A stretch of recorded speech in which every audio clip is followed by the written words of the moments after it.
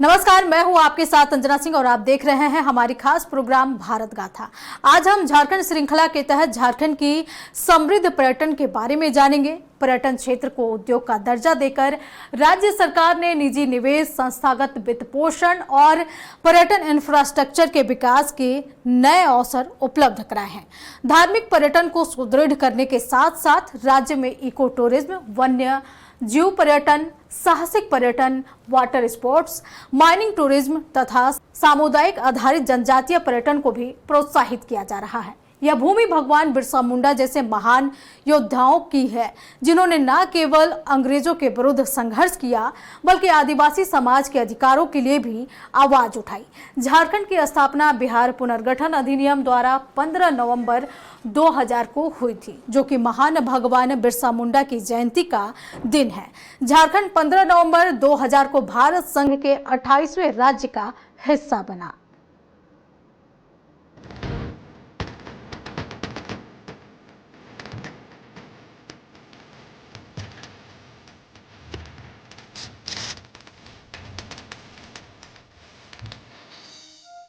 झारखंड अपनी प्राकृतिक सुंदरता, घने जंगलों, मनमोहक झरनों यानी कि जलप्रपातों और समृद्ध आदिवासी संस्कृति के लिए जाना जाता है। भारत का रूर कहे जाने वाले इस राज्य में ऐतिहासिक मंदिरों से लेकर रोमांचक वन्य जीव अभयारण्य तक मौजूद है, जो इसे पर्यटकों के लिए एक बेहतरीन और शांत गंतव्य बनाते हैं। झारखंड में छोटे बड़े मिलाकर कुल 50 से अधिक जलप्रपात मौजूद हैं। राज्य में अनगिनत प्राकृतिक झरने होने के कारण विशेष रूप से रांची और आसपास के क्षेत्रों को झरनों का शहर भी कहा जाता है।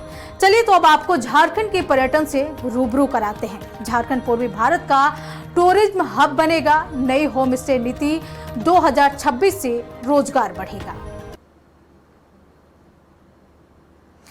सबसे पहले हम यहाँ के जलप्रपातों के बारे में जानेंगे। अब लोध फॉल के बारे में आपको जानना चाहिए। लोध फॉल झारखंड के लातेहार जिले में स्थित राज्य का सबसे ऊंचा झरना है। घने जंगलों और पलामू बाघ अभयारण्य के बीच बुरहा नदी पर बना यह झरना 143 मीटर यानी कि 468 फीट की ऊंचाई से गिरता है। यह भारत का 21वां सबसे ऊंचा जलप्रपात है। ऊंचे पहाड़ों और पत्थरों के बीच से पानी की कई धाराएं एक साथ गिरती है, जो मानसून और सर्दियों में देखने के लायक होती हैं। यह प्रसिद्ध पर्यटन स्थल नेतरहाट से लगभग 61 से 62 किलोमीटर और लातेहार से लगभग 142 किलोमीटर दूर स्थित है। अंग्रेजों के समय में यह उनका पसंदीदा विश्राम स्थल हुआ करता था। यहाँ बने लाट बंगला के अवशेष आज भी मौजूद हैं। यह स्थान नेतरहाट से लगभग 61 किलोमीटर और महुआ डार से 14 किलोमीटर उत्तर पश्चिम में स्थित है। निकटतम प्रमुख रेलवे स्टेशन मेदिनीनगर है। यहाँ सड़क और रेलवे मार्ग से पहुंचा जा सकता है।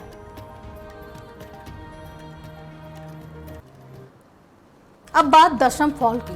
कांची नदी पर 144 फीट की ऊंचाई से दशम फॉल गिरता है।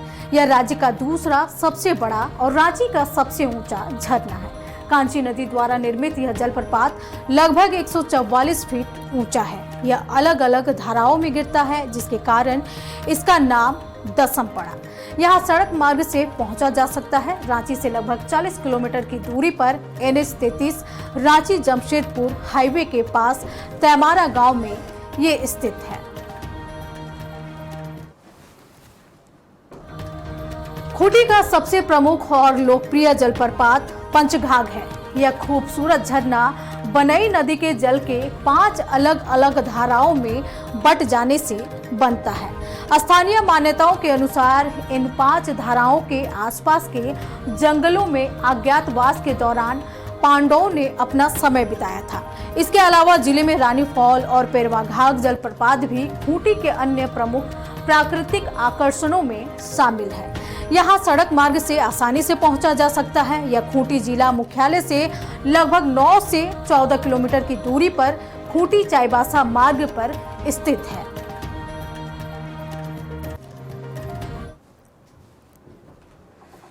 अब हुंडरू जलप्रपात के बारे में भी आपको जानना चाहिए। हुंडरू जलप्रपात रांची के प्रमुख पर्यटन स्थल हुंडरू जलप्रपात अपनी प्राकृतिक सुंदरता के लिए प्रसिद्ध है। यह झारखंड के रांची जिले में स्थित एक बेहद प्रसिद्ध पर्यटन स्थल है। स्वर्णरेखा नदी पर स्थित यह झरना लगभग 320 फीट की ऊंचाई से गिरता है, जो इसे भारत का 34वां सबसे ऊंचा जलप्रपात बनाता है। झरने के नीचे एक प्राकृतिक कुंड का निर्माण होता है, जहां पर्यटक अक्सर नहाने और पिकनिक का आनंद लेने पहुंचते हैं। पानी के लगातार बहाव से चट्टानों में बनी अद्भुत कलाकृतियां यहां के मुख्य आकर्षण का केंद्र है। रांची से पुरुलिया रोड के होते हुए लगभग 21 किलोमीटर जाने के बाद अनगरा मोड़ से पहुंचा जा सकता है और मांझी और सिकिदरी होते हुए 39 किलोमीटर का यह वैकल्पिक और बेहतर 4 लेन मार्ग उपलब्ध है।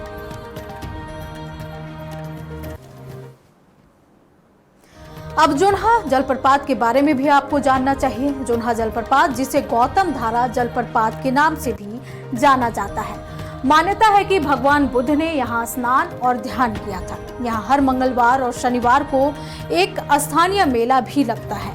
यह जलप्रपात राढ़ू नदी के पानी के गिरने से बनता है और इसकी कुल ऊंचाई लगभग 141 से 150 फीट मानी जाती है। इस जगह को देखने के लिए जुलाई से सितंबर और सर्दियों में दिसंबर से फरवरी के बीच का समय सबसे अच्छा माना जाता है। रांची से सड़क मार्ग के द्वारा यहां आसानी से पहुंचा जा सकता है। झारखंड की राजधानी रांची से लगभग 40 से 45 किलोमीटर दूर स्थित बेहद खूबसूरत और लोकप्रिय प्राकृतिक स्थल है, जो पर्यटकों को अपनी ओर आकर्षित करता है। धनबाद का सबसे प्रमुख और प्रसिद्ध जलप्रपात की बात करें तो भटिंडा जलप्रपात है। इसे मुनिडी जलप्रपात के नाम से भी जाना जाता है। यह झरना हरी भरी पहाड़ियों और विशाल चट्टानों के बीच घिरा हुआ है, जो इसे एक बहुत ही आकर्षक पिकनिक स्थल बनाता है। मानसून के बाद विशेषकर जुलाई से लेकर नवंबर तक का समय यहाँ घूमने के लिए सबसे उत्तम माना जाता है। धनबाद रेलवे और सड़क मार्ग से आसानी से यहाँ पहुंचा जा सकता है।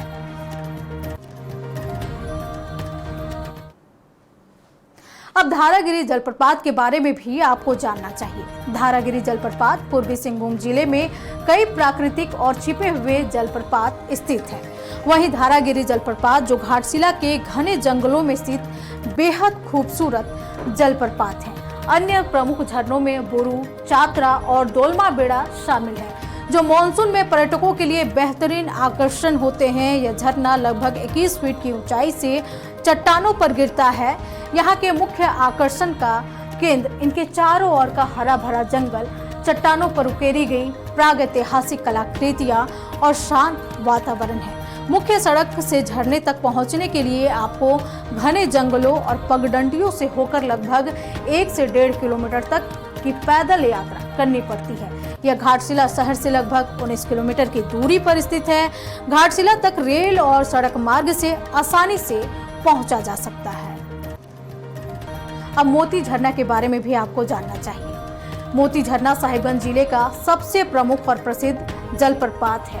यह झरना साहिबगंज जिले के तालझारी प्रखंड में राजमहल की पहाड़ियों के बीच स्थित है। यह लगभग 150 फीट की ऊंचाई से 3 भागों में विभाजित होकर नीचे गिरता है। इसके अलावा साहिबगंज के तालझारी क्षेत्र में भी स्थानीय रूप से बड़ी झरना मौजूद है, जहां ट्रैकिंग होती है। महाराजपुर रेलवे स्टेशन से लगभग 3.2 से 9.7 किलोमीटर की दूरी पर यह स्थित है। इसके अलावा यह तालझारी प्रखंड से लगभग 2 से 3 किलोमीटर दूर स्थित है। सड़क मार्ग से यहाँ पहुंचा जा सकता है।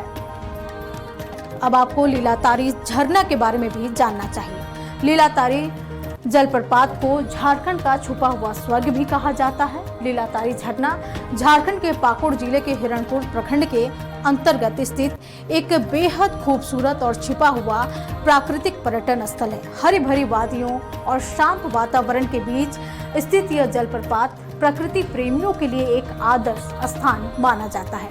यह झरना घने जंगलों और चट्टानों के बीच से गिरता है, जो पर्यटकों को एक शांत और प्राकृतिक अनुभव देता है।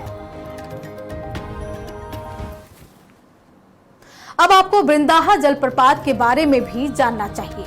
झारखंड के कोडरमा जिले में स्थित वृंदाहा जलप्रपात अपनी प्राकृतिक खूबसूरती, दो ऊंची पहाड़ियों के बीच से लगभग 40 फीट की ऊंचाई से गिरती हुई जलधारा और घने जंगलों के मनोरम दृश्य के लिए प्रसिद्ध है, जो इसे एक बेहतरीन पिकनिक स्पॉट बनाता है।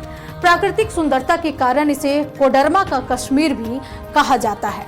पर्यटन की दृष्टि से ये बेहद खूबसूरत स्थान है।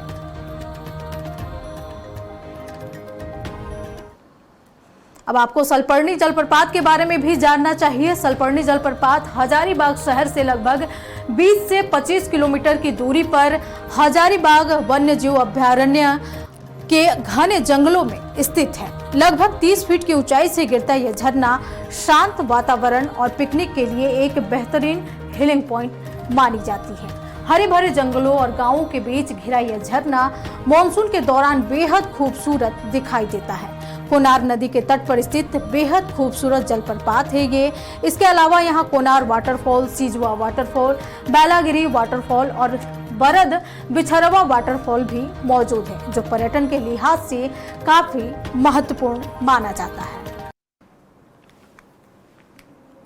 अब आपको सदनी घाट के बारे में भी जानना चाहिए। सदनी घाट झारखंड के गुमला जिले में शंख नदी पर स्थित एक बेहद खूबसूरत और प्राकृतिक झरना है।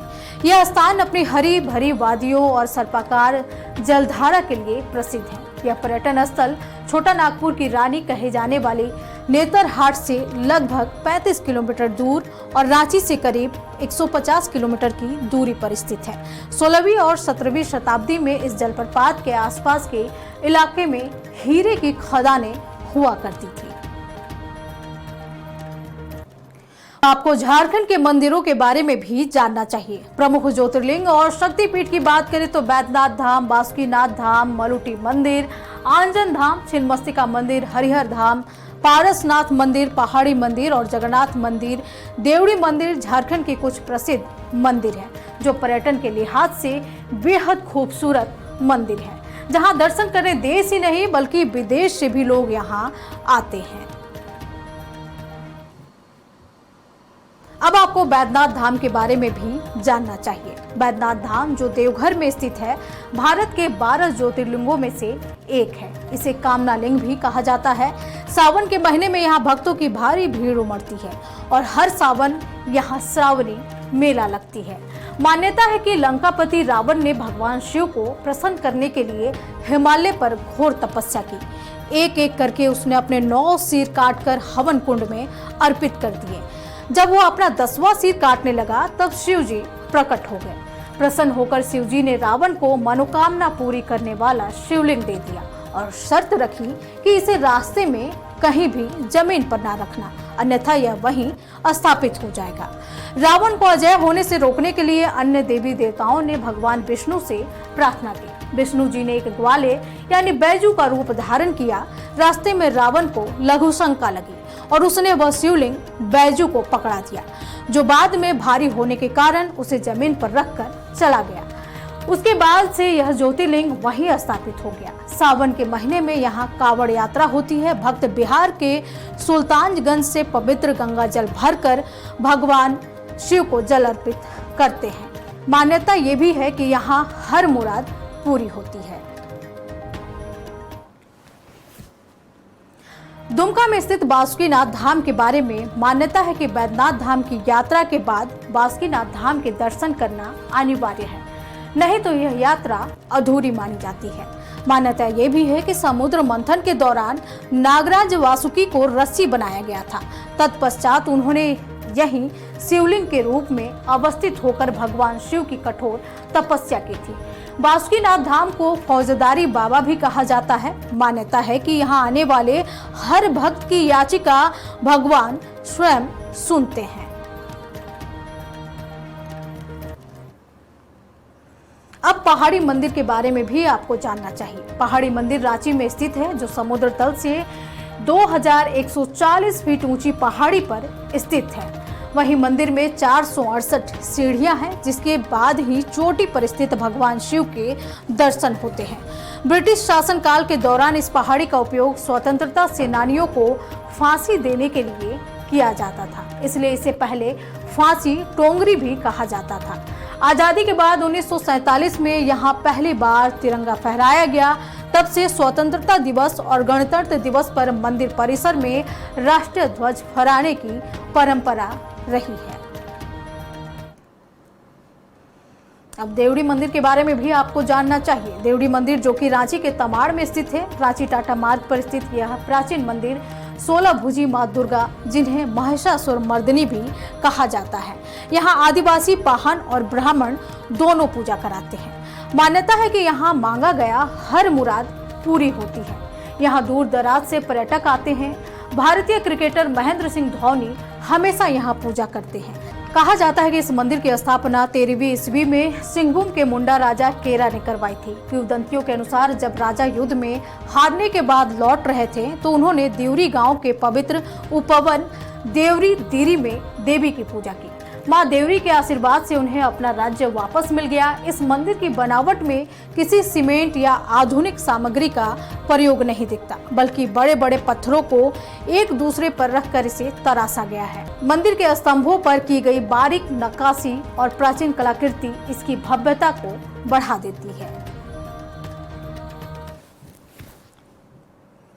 छिन्नमस्तिका मंदिर के बारे में बात करें तो यह भैरवी और दामोदर नदी के संगम पर स्थित मंदिर है। यह मंदिर 51 शक्तिपीठों में से एक है। यहाँ मां भगवती के धड़ से अलग कटे सिर की पूजा की जाती है। यह एक प्रसिद्ध सिद्धपीठ है। यह स्थान अपनी तांत्रिक साधना और बिना सिर वाली देवी की मूर्ति के लिए दुनिया भर में प्रसिद्ध है। इसे असम के कामाख्या मंदिर के बाद दूसरा सबसे बड़ा और जागृत शक्तिपीठ माना जाता है। कथा के अनुसार माता पार्वती अपने सहेलियों के साथ मंदाकिनी नदी में स्नान करने गई थी। सहेलियों को तेज भूख लगने पर माता ने अपना सिर काट कर दिया ताकि उनकी भूख शांत हो सके। यह रूप त्याग, आत्म बलिदान का प्रतीक माना जाता है। मंदिर का वास्तुकला असम के कामाख्या मंदिर से काफी मिलती जुलती है। यह मुख्य मंदिर के अलावा 10 महाविद्या मंदिर, महाकाली मंदिर और सूर्य मंदिर सहित कुल 7 मंदिर स्थित हैं। आंजन धाम गुमला में स्थित पर्यटन की दृष्टि से बेहद समृद्ध है। पौराणिक मान्यताओं के अनुसार यह स्थान भगवान हनुमान की जन्म स्थली मानी जाती है। ऊंची पहाड़ियों पर स्थित आंजन धाम आस्था और इतिहास का अद्भुत संगम है। मान्यता है कि इसी पवित्र गुफा में माता अंजनी ने हनुमान जी को जन्म दिया था। यहाँ माता अंजनी की गोद में विराजित हनुमान जी का दुर्लभ बाल स्वरूप भक्तों के लिए विशेष आकर्षण है। यह पूरे देश में पहला मंदिर है जहां माता अंजनी की गोद में भगवान हनुमान बैठे हुए हैं। इस क्षेत्र के लोग आज भी खुद को हनुमान का वंशज मानते हैं। यह ऋषि मुनियों की तपोभूमि भी रही है। यहाँ 360 शिवलिंग और उतने ही तालाब हैं। आंजन पहाड़ी पर स्थित चक्रधारी मंदिर में 8 शिवलिंग 2 पंक्तियों में स्थापित है। मंदिर के नीचे सर्प गुफा है। पहले गुफा में मिट्टी का एक टीला हुआ करता था। गुफा पूरी तरह से बंद था और वहीं सांप को देखा जाता था, लेकिन 2 साल पहले गुफा के रास्ता को खोल दिया गया है। 1500 फीट से अधिक लंबी गुफा के अंदर रास्ता है जो पर्यटकों को अपनी ओर आकर्षित करता है। पारसनाथ मंदिर जो कि गिरिडीह में स्थित है, संमेत शिखर जी के नाम से प्रसिद्ध यह स्थान जैन धर्म के अनुयायियों के लिए सबसे प्रसिद्ध तीर्थस्थलों में से एक है। यहाँ देश विदेश से पर्यटक घूमने आते हैं जो पर्यटन के लिहाज से बेहद समृद्ध है। जैन धर्मावलंबियों के अलावा स्थानीय संथाल जनजाति के लोग भी इस पहाड़ी को अत्यंत पवित्र मानते हैं और इसे मरांग बुरु यानी कि पहाड़ों के देवता के रूप में पूजते हैं। यहाँ प्रत्येक तीर्थंकर के लिए अलग अलग मंदिर या टोंक बने हुए हैं, जिनमें से कुछ मंदिर 2000 साल से भी अधिक पुरानी मानी जाती है। जैन धर्म के 24 में से 20 तीर्थंकरों ने इसी पर्वत पर कठोर तपस्या करके मोक्ष यानी कि निर्वाण की प्राप्ति की थी। शिखर पर मुख्य मंदिर में वह गुफा मौजूद है जहां भगवान पार्श्वनाथ ने ध्यान लगाया था और उन्हें निर्वाण की प्राप्ति हुई थी। यहाँ उनके पद्य चिन्ह की पूजा की जाती है। यह झारखंड का सबसे ऊंचा पर्वत अपनी अलौकिक प्राकृतिक सुंदरता और आध्यात्मिक महत्व के लिए प्रसिद्ध है। यहाँ देश विदेश से लोग घूमने आते हैं। मलुटी मंदिर जो कि दुमका में स्थित है, इसे मंदिरों का गांव भी कहा जाता है। यहाँ टेराकोटा शैली में बने सैकड़ों प्राचीन मंदिर स्थित हैं, जो पर्यटन की दृष्टि से बेहद खास हैं। 108 मंदिरों में से वर्तमान में 72 मंदिर ही बचे हैं। 15वीं शताब्दी में निर्मित ये टेराकोटा मंदिर अपनी अद्वितीय वास्तुकला और धार्मिक महत्व के लिए जाने जाते हैं। इन मंदिरों का निर्माण नानकर राज्य के राजा बाज बसंत के वंशजों द्वारा कराया गया था। कभी इस गांव में 108 मंदिर और 108 तालाब हुआ करते थे, जिस कारण इसे गुप्त काशी या छिपी हुई वाराणसी भी कहा जाता था। मलुटी के ज्यादातर मंदिर 4 छत वाली शैली और रेखा देउल शैली में बने हैं। इन टेराकोटा मंदिर की बाहरी दीवारों पर रामायण, महाभारत और कृष्ण लीला से जुड़े दृश्य बेहद बारीकी से उकेरे गए हैं। अब आपको हरिहर धाम के बारे में भी जानना चाहिए। हरिहर धाम गिरिडीह के बागोदर में स्थित है। हरिहर धाम मंदिर अपनी अद्वितीय संरचना और मान्यताओं के कारण दूर दूर से भक्तों को आकर्षित करता है। यह मंदिर भारत के सबसे ऊंचे शिवलिंगों में से एक माना जाता है, जिसकी ऊंचाई 65 फीट है। सावन के महीने में इस मंदिर में विशेष पूजा अर्चना और सांपों का मेला आयोजित होता है। जंगलों में स्थित हरिहर धाम मंदिर का निर्माण 1980 में शुरू हुआ था। इस शिव मंदिर की नींव एक विद्वान अमरनाथ मुखोपाध्याय ने रखी थी। कहा जाता है कि अमरनाथ जी ने सांसारिक जीवन का त्याग कर पैदल यात्रा के दौरान इस स्थान पर आकर रुके थे। उन्हें यहाँ की प्राकृतिक सुंदरता और शांति ने आकर्षित किया, जिसके बाद उन्होंने यहाँ एक मंदिर की स्थापना का संकल्प लिया। स्थानीय लोगों की मदद से यह मंदिर अस्तित्व में आया और इसे लगभग 30 साल का समय लगा। अब आपको मां आकर्षणी पीठ के बारे में भी जानना चाहिए। झारखंड के सरायकेला खारसावा जिले के चिल्कू में स्थित मां आकर्षणी पीठ खारसावा प्रखंड से 5 किलोमीटर दूर एक 320 फीट ऊंची मनोरम पहाड़ी पर बसा अत्यंत प्राचीन और सिद्ध शक्तिपीठ है। इसका संबंध महाभारत काल से माना जाता है। देवी का गर्भगृह विशाल चट्टानों और गुफाओं में स्थित है। मकर संक्रांति के अवसर पर यहाँ प्रसिद्ध आखान यात्रा यानी कि मेला का आयोजन होता है, जिसमें झारखंड, ओडिशा और पश्चिम बंगाल से हजारों श्रद्धालु शामिल होने आते हैं। यहाँ माता का स्वर्ण मंदिर और गर्भगृह विशाल चट्टानों की गुफाओं में स्थित है। यह रांची से लगभग 110 से 120 किलोमीटर की दूरी पर स्थित है। निकटतम रेलवे स्टेशन टाटा नगर और चांडिल है, जहाँ सड़क मार्ग द्वारा मंदिर तक आसानी से पहुंचा जा सकता है। यहाँ मां भद्रकाली की चतुर्भुज मूर्ति, सहस्त्र शिवलिंग, 1008 छोटे शिवलिंगों वाला शिवलिंग और प्राचीन बौद्ध स्तूप स्थित है। यहाँ माता भद्रकाली की 5 फीट ऊंची काले पत्थर की मूर्ति स्थापित है। खुदाई के दौरान यहाँ बौद्ध, गुप्त और शक काल के प्राचीन अवशेष प्राप्त हुए हैं। यह मंदिर जिला मुख्यालय चतरा से 35 किलोमीटर पूर्व, हजारीबाग से 50 किलोमीटर और रांची से लगभग 156 किलोमीटर दूर स्थित है। इस 196 एकड़ के विशाल परिसर में मां भद्रकाली के अलावा भगवान बुद्ध के अवशेष और जैन धर्म के 10वें तीर्थंकर भगवान शीतलनाथ से जुड़े साक्ष्य मौजूद हैं। ट्रेन और सड़क मार्ग से आसानी से यहाँ तक पहुँचा जा सकता है। रंकणी मंदिर की बात करें तो रंकणी मंदिर, जिसे कि कपड़गड़ी घाट मंदिर भी कहा जाता है, झारखंड के जादूगोड़ा स्थित रोहिणी बेड़ा गांव में हाट जादूगोड़ा राज्य राजमार्ग पर स्थित है। घने जंगलों और पहाड़ों के बीच स्थित यह मंदिर देवी काली के अवतार को समर्पित है और यहाँ के प्राकृतिक सौंदर्य के कारण पर्यटक अक्सर यहाँ आते हैं। प्राचीन काल में इस घने जंगल से गुजरने वाले यात्री अपनी सुरक्षा के लिए देवी की पूजा करते थे। वर्तमान मंदिर का निर्माण 1947 से 1950 के बीच हुआ था। ऐसा माना जाता है कि यहाँ स्थापित पत्थर की मूर्ति जागृत है, रंकनी देवी का साक्षात रूप माना जाता है इसे। यह मंदिर जादूगोड़ा से लगभग 3 किलोमीटर और टाटा नगर रेलवे स्टेशन से लगभग 35 किलोमीटर की दूरी पर स्थित है। भारत गाथा में इतना ही। अगले एपिसोड में हम फिर नए सेगमेंट के साथ हाजिर होंगे। नमस्कार।